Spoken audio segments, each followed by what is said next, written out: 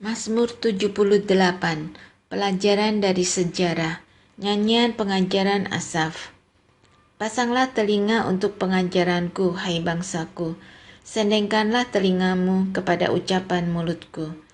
Aku mau membuka mulut mengatakan amsal, aku mau mengucapkan teka-teki dari zaman purbakala, yang telah kami dengar dan kami ketahui, dan yang diceritakan kepada kami oleh nenek moyang kami.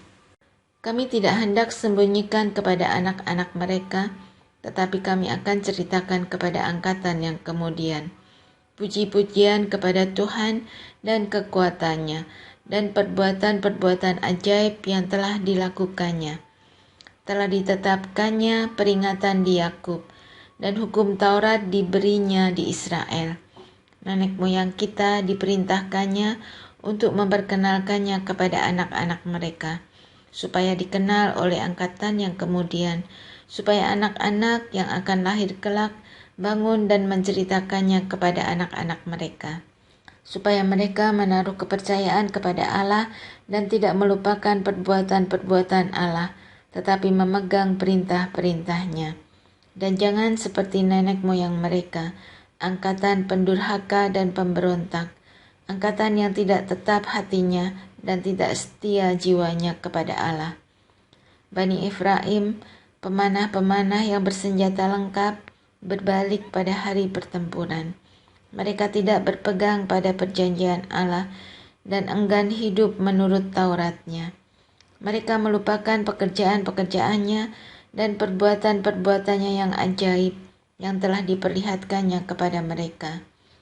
Di hadapan nenek moyang mereka dilakukannya keajaiban-keajaiban. Di tanah Mesir, di padang Soan, dibelahnya laut, diseberangkannya mereka, didirikannya air sebagai bendungan, dituntunnya mereka dengan awan pada waktu siang, dan semalam suntuk dengan terang api. Dibelahnya gunung batu di padang gurun, diberinya mereka minum banyak air, seperti dari samudera raya. Dibuatnya aliran air keluar dari bukit batu, dan dibuatnya air turun seperti sungai.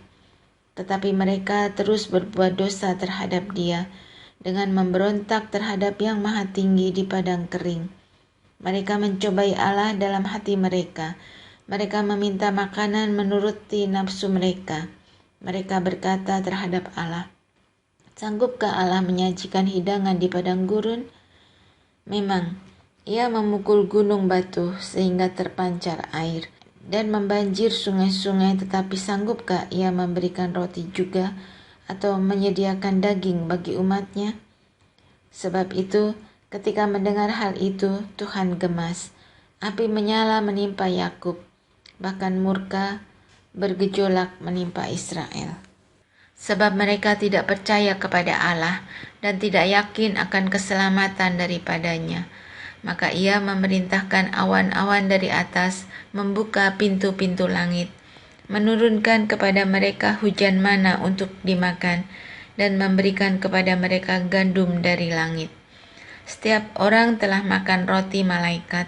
Ia mengirimkan perbekalan kepada mereka berlimpah-limpah. Ia telah mengembuskan angin timur di langit dan menggiring angin selatan dengan kekuatannya. Ia menurunkan kepada mereka hujan daging seperti debu banyaknya, dan hujan burung-burung bersayap seperti pasir laut. Ia menjatuhkannya ke tengah perkemahan mereka, sekeliling tempat kediaman itu. Mereka makan dan menjadi sangat kenyang.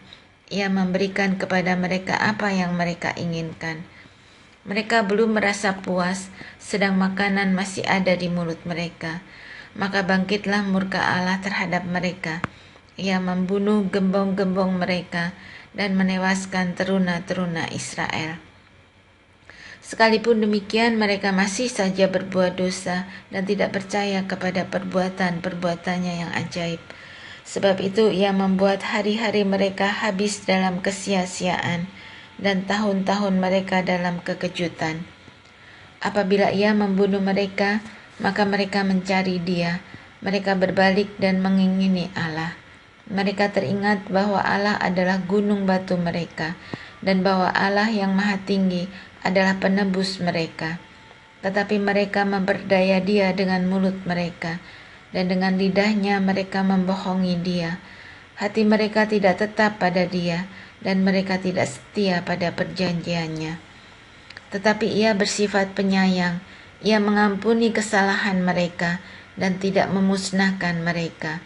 Banyak kali Ia menahan murkanya, dan tidak membangkitkan segenap amarahnya. Ia ingat bahwa mereka itu daging, angin yang berlalu yang tidak akan kembali.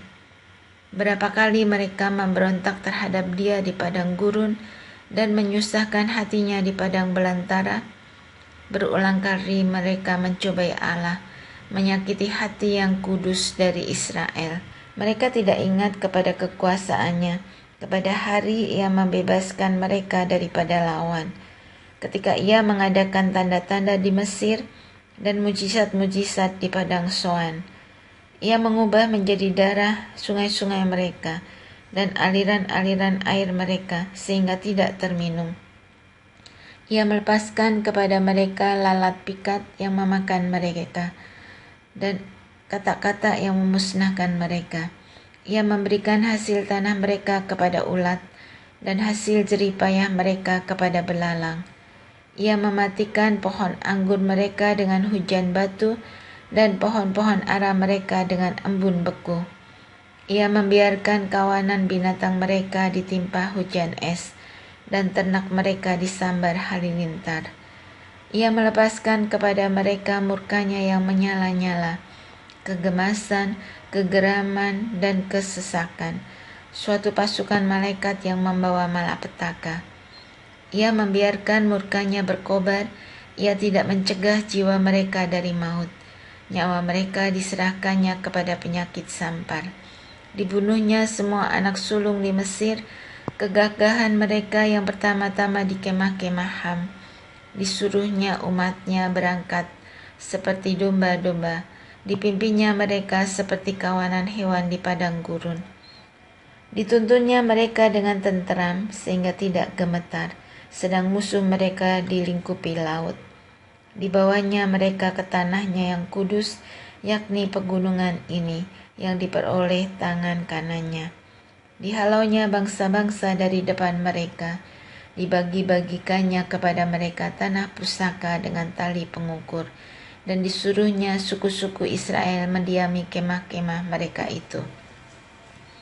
Tetapi mereka mencobai dan memberontak terhadap Allah yang Maha Tinggi dan tidak berpegang pada peringatan-peringatannya. Mereka murtad dan berkhianat seperti nenek moyang mereka, berubah seperti busur yang memperdaya. Mereka menyakiti hatinya dengan bukit-bukit pengorbanan mereka, membuat Dia cemburu dengan patung-patung mereka. Ketika Allah mendengarnya, Ia menjadi gemas. Ia menolak Israel sama sekali.